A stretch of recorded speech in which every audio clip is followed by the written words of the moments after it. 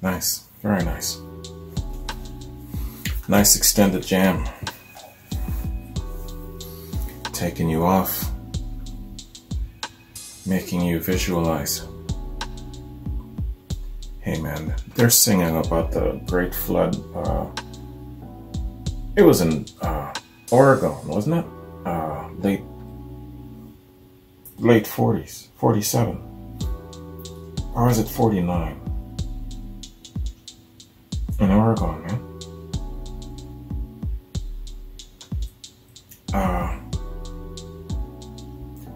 Let me just go to Wikipedia. See if I'm right. Good tune. Good jam. Their signature sound is so distinct. Jerry Garcia's singing is like his playing, you know, and I already described what I think of it. They were such a great presence in the lineup of our, well, not mine, but your upbringing, your social dynamic, your culture. And, you know, it's been described by many people, including my dad, that it is an event. It's an atmosphere. It's, he describes it as a large village feeling, you know. He didn't balk at anybody hugging him. He didn't have any reservations. He didn't have any fear or anything like that. You know, he could flip somebody a joint. They could flip him a joint. You know, hi, you know, my name is so and such, and you know, he could easily embrace a lady, not fearing that somebody's going to turn and punch him out for hugging his woman, stuff like that. So he describes the atmosphere at a Dead concert as a great cultural, social event and a mixing.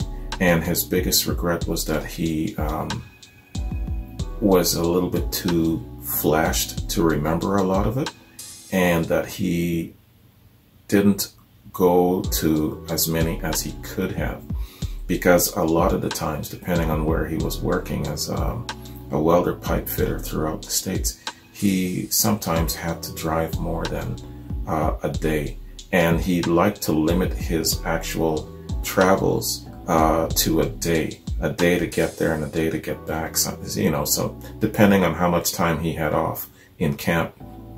So that was the bulk of his travels and his learning and his exposure to all of these fantastic acts of the 60s and the 70s. I envy him, man. That would have been a great way to spend the 60s and the 70s. Just on the road traveling and taking in all of these great bands. And he said that he knew that they would all be something of legend one day. He knew that much. Wow. All right. Let us do a little background, man, on this great song, this great jam, and this story being told. Here Comes Sunshine. Here Comes Sunshine appears on the album Wake of the Flood. Grateful Dead lyricist Robert Hunter wrote the words for this song. Jerry Garcia wrote the music. In Hunter's book, Box of Rain, he includes a note at the bottom of the page for the Here Comes Sunshine lyrics. It reads, "Remembering the Great Vanport, Washington flood of 1949. Damn, I was wrong, man. I was wrong on both accounts. It was in Washington and it was in 49. Living in other people's homes, a family abandoned by father, 2nd grade. There's a lot to unpack in that one vague line, but the first interesting thing about the note is that it's there at all.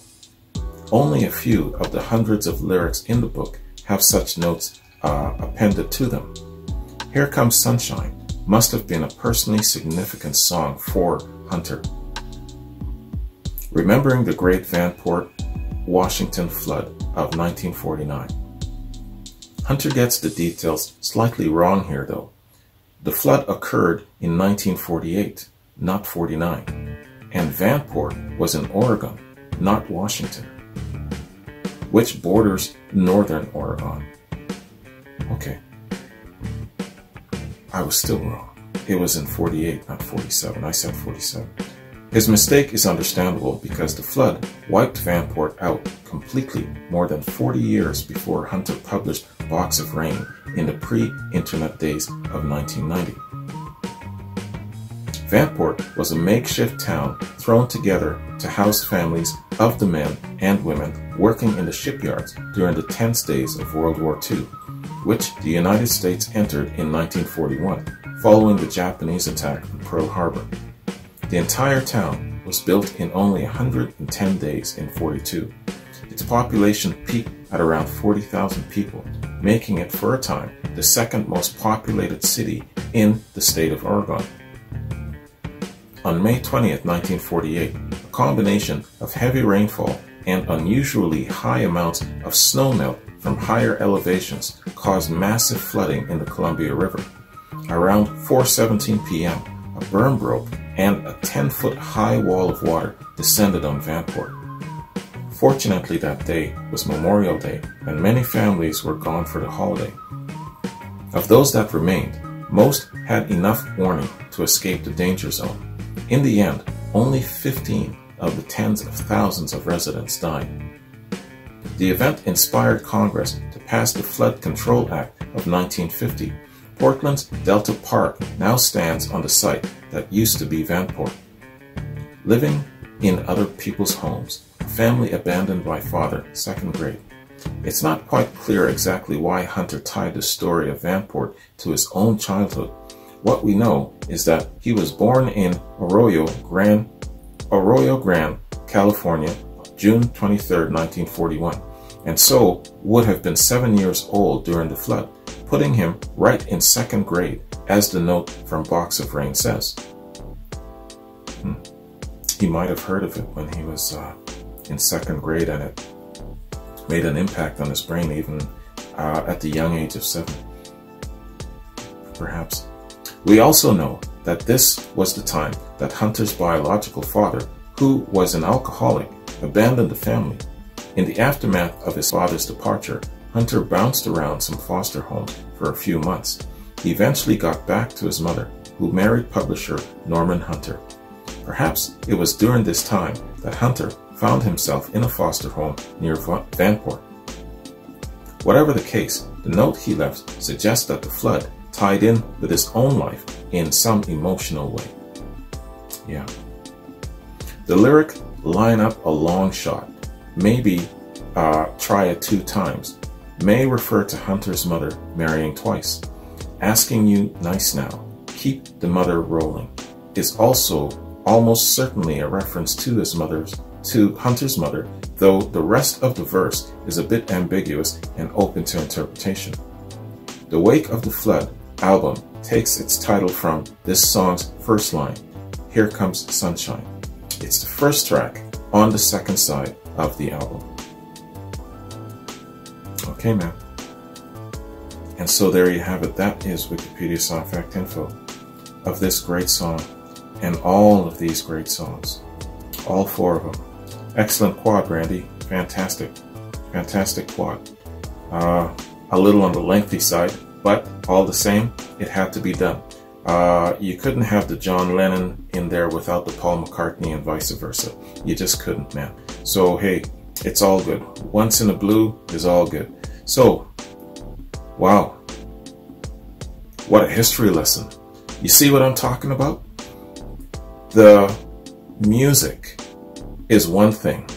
The story behind the music is something else. I'm talking to a couple of ignorant friends now. This is the shit that turns me on. This is why I love doing reactions, not just for the music, but the story behind the music. Look at all of the shit that we just learned in the frame of 1 hour, just reading some of this stuff. Not only appreciating the music, but going into the backstory of the music, learning about the flood, learning about the dates, learning about Robert Hunter and his upbringing and his childhood, the things that affects him on an emotional level. At 7 years old, he's affected by this. Yeah, okay, his dumbass dad left, but at the same time, This, the events and everything like that has really, really affected him. So it gives you a really good insight in how people, musicians, those prominent people in our lives that gave us great music, how they were shaped, how they were formed, what convicts them, what frightens them, how they express themselves in music. All of these different things. It's a great walk. It's a great education. I'm talking to a couple of my dumbass friends who still ask me stupid shit like, oh, why do you have to do all of that reading and shit? Dumbass. This is why. This is why, man. I love this stuff. So, that concludes this excellent quad. Randy, you're the shit, man. This is excellent. Yeah, very eye-opening and educational, like I said. The account of Paul versus John, wow. And of course the anti-war song from Chicago, again, another big wow. And what I'll say about Chicago is this. I have been developing this idea in my mind. A number of you know already that I'm going to be concluding the Artist of the Month run, the Artist of the Month series as you know it. And it's not going to be a regular occurring monthly thing. It's just too much work. It's weighing on me. And I have to make room for, of course, the other channel now that's up and going. So some sacrifices had to be made. But in saying that, though, I don't want to let go of it fully.